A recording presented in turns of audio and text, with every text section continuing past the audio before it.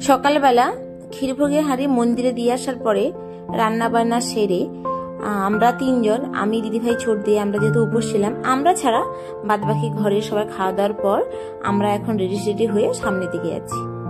Hello সবাইকে, welcome back to my channel স্পর্শের ছোঁয়া। একটা নতুন ব্লগে তোমাদের সকলকে আনাই অনেক অনেক অনেক স্বাগত।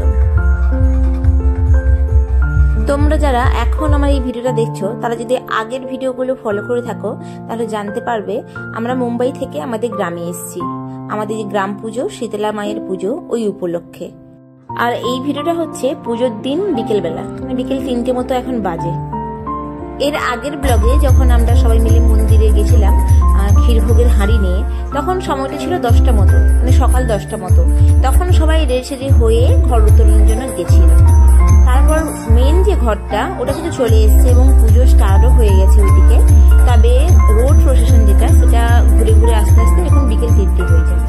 আর এরকম সময়ে প্রতি বছরই আমরা ছোটবেলা থেকে দেখে আসছি, তো সব সময়ই আমরা এইভাবে বিকেলবেলা সবাই মিলে সামনের দিকে যাই। আগে তো এরকম রাস্তাগুলোতে আসতো, কিন্তু এখন যেহেতু অনেক গাছ টাছ হয়ে গেছে তাই এতগুলো বক্সের সেট এসব আর ভিতরের দিকে আসতে পারে না। তাসা পাটি যেগুলো, মানে বাজনা পাটিগুলো, ওগুলো ফার্স্টে চলে এসছে, সেগুলো আমাদের দেখা হয়ে ওঠেনি, কারণ আমরা একটু লেট করে বেরিয়েছিলাম। মানে সবার খাওয়া দাওয়া হয়ে যাওয়ার পরে বেরিয়েছি, তো একটু লেট হয়ে গেছে।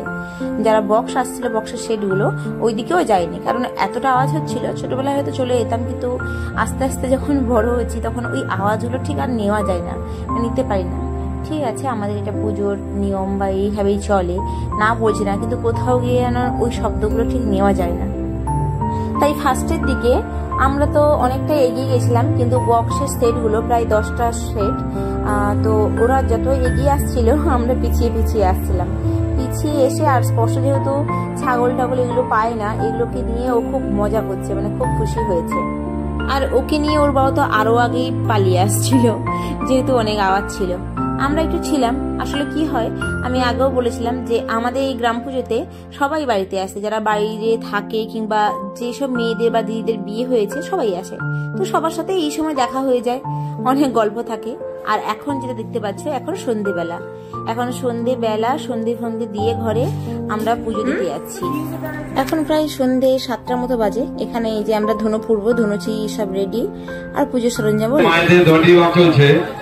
আমাদের পুজো কমিটির পক্ষ থেকে 2-4 জন থাকবে, মাঝে মাঝে একটু ফাঁকা দিয়ে দর্শকদের বের করে দিতে হবে। যারা এমনি উপোস রাখে তারা সকালে গিয়ে পুষ্পাঞ্জলি দিয়ে দেয় পুজোর শেষে। আমি বিয়ের পরে যেবার ফার্স্ট পুজো ছিল সেবারে এমনি উপোস রেখেছিলাম, সকালে গিয়ে পুষ্পাঞ্জলি দিয়ে দিয়েছিলাম। এবারও এরকমই প্ল্যান ছিল, যেহেতু আমার একটা মানত ছিল, সেটা পরে বলছিলাম পরের ব্লগে আসবে। মানে স্পর্শের বাবা মানত করেছিল যে আমার ওই জন্য বাতাসা আপলোড করবে, কি কারণে ওগুলো আমি পরের ডিটেলসে বলছি। যাই হোক, তো এই কারণে আমি ভাবলাম যে আমি উপোস রেখে পুজোটাও দেবো। তো তারপরে যখন ছোট দিয়ে এসে বললো যে ধুনুচি মাথায় নিয়ে ধুনো পড়বে, তখন ভাবলাম যে ঠিক আছে আমিও করি। মানে এটা আমি ফার্স্ট টাইম করছি, ছোটবেলা থেকে দেখছি, তবে আমি এটা ফার্স্ট টাইম করছি। আর সাথে আমি দণ্ডি কাটবো, মানে এই যে শুয়ে সবাই করছি, এটাকে দণ্ডি কাটা বলে, তো এটাও করব। এটা আমাদের মন্দিরের যে পুকুর আছে ওখান থেকে স্টার্ট করতে হয়। মন্দিরের পুকুরে নেমে ওখানে স্নান সেরে ওখান থেকেই স্টার্ট করতে হয়। তারপরে মন্দিরের চারদিকে 3বার, যে পারে 5বার 7বার, যার যেরকম মানত বা যে যেরকম পারে ওরকম ঘুরে আবার ওরকম দণ্ডি মেপে কাটতে আবার পুকুর নামতে হবে। তারপর গিয়ে মাথায় ধুনু নিয়ে ধুনুচি নিয়ে তখন ঘুরতে থাকতে হবে। আর ব্রাহ্মণ ঠাকুর ধুনো দিতে হবে ধুনুচিতে। দেখো সবাই মন্দির থেকে যাচ্ছে, দিয়ে চারদিকে ঘুরে তারপরে আবার পুকুরে আসতে হবে। এটারও অনেক মানত থাকে, আর অনেকেই করে। পাশাপাশি গ্রামে, আমাদের গ্রামে যা যেরকম মানত থাকে, যা যেরকম মনের ইচ্ছে সেরকম করে অনেকেই করে। মায়ের কাছে দণ্ডি দেওয়া শুরু হয়ে গেছে। যে সমস্ত রয়েছে আপনারা দয়া করে দণ্ডি মাপের উপর দিয়ে কেউ যাবেন না।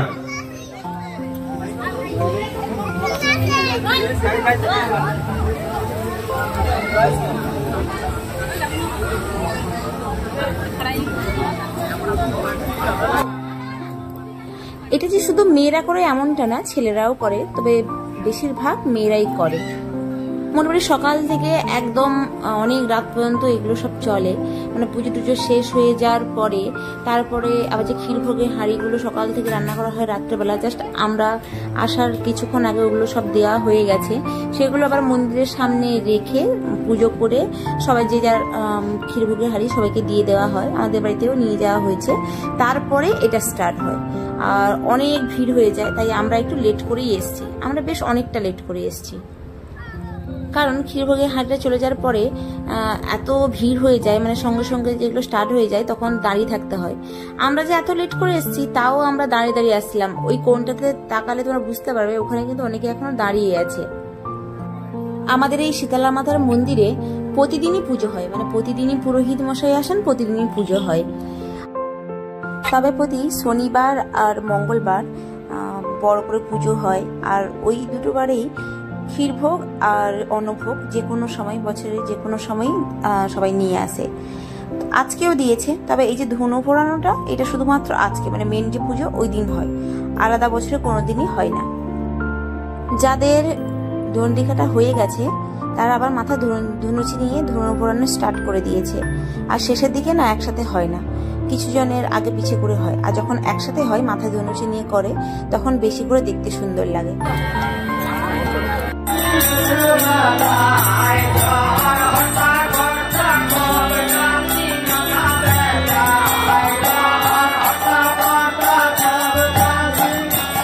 আমাদের এই পুজোটা মিনিমাম 4-5 দিন ধরে চলতে থাকে।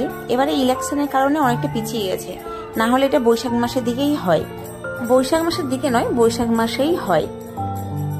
আজকে পুজোর মেন দিন, আজকে কোনো প্রোগ্রাম থাকে না, তবে এরপরে যাত্রা আরো অনেক বিভিন্ন রকম প্রোগ্রাম থাকে, বিভিন্ন রকম অনুষ্ঠান থাকে, প্রায় 4-5 দিন ধরে হয়।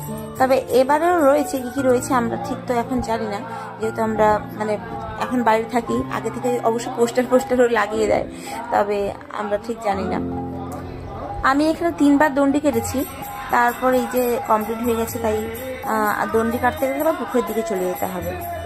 যেটা বলছিলাম সেটা হচ্ছে পুজোর দিনে বাইরে কোনো প্রোগ্রাম থাকে না ঠিকই, কিন্তু সারা রাত্রি ধরে আবার প্রোগ্রামও থাকে।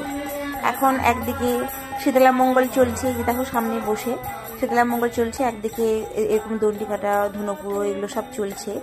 আমাদের দণ্ডি কাটা হয়ে যাওয়ার পরে আমরা স্নান করে এসে এখন ধুনো পুড়ছি, এরপরে আমরা অঞ্জলি দেব, তারপর বাড়ি চলে যাব। আবার এরপরে বাতাসা বিতরণ রয়েছে, অনেক বাতাসা বিতরণ হয়, অনেকের মানত থাকে। আমারও এবারে রয়েছে, যেটা তোমার পরের ব্লগে দেখতে হবে, আমার আবার ওজনের রয়েছে, এটা স্পর্শের বাবা মানত করেছিল। এছাড়াও আতশবাজি ফাটানো, তুবড়ি ফাটানো, বম গাছ যেটা বলা হয় ওটা দেওয়ায়, মোটামুটি সারা রাত্রি ধরে প্রোগ্রাম চলে, বিভিন্ন রকম মানসিক থাকে, মানত থাকে, তো ওগুলো সব মেন যে পুজো আজকে শোধ দেওয়া হয়, যেগুলো তোমরা মানে পুজোর দিনে এই যে নেক্সট পার্টে বাদ বাকিতে দেখতে পাবে, যেহেতু একসাথে দিচ্ছি না অনেকটা বড় হয়ে যাবে বলে। আর এর পরের পার্টেই আমি দেখাবো যে আমার ওজনের কীভাবে বাতাসা রিলেটেড হয়েছিল। আমি বসছিলাম পাল্লাতে করে, একদিকে আমি আর একদিকে বাতাসা। তো চলো এখন এই ভিডিওটা এইটুকুই, কেমন লাগলো তোমাদের বলো। আর সব ধনুচি দিয়ে ধুনো পোড়ানোর পর এখানে আমাদের মন্দিরের পাশে, মানে পাশেই রয়েছে রান্নাঘর, রান্নাঘরের পাশে আটেশ্বরী মন্দির রয়েছে, তো ওই মন্দিরের ছোট করে এরকম মন্দির রয়েছে, ওই মন্দিরের সাইডে এরকম রাখা হয়, তখনও দেখতে সুন্দর লাগে, যখন একসাথে সব ধনুচিগুলো রাখা হয় বেশ সুন্দর লাগে। আমি বলছিলাম আমরা অনেকটা লেট করে এসেছি, তাই আগেরগুলো নিভে গেছে, আর এখন যারা সদ্য করেছে তাদেরগুলো এরকম জ্বলে আছে। তো ঠিক আছে, এই ব্লগটা এখানে এন্ড করছি, ফিরে আসবো নেক্সট ব্লগে, তখন দেখতে পাবে বাতাসা হলুদ আর সমস্ত কিছু।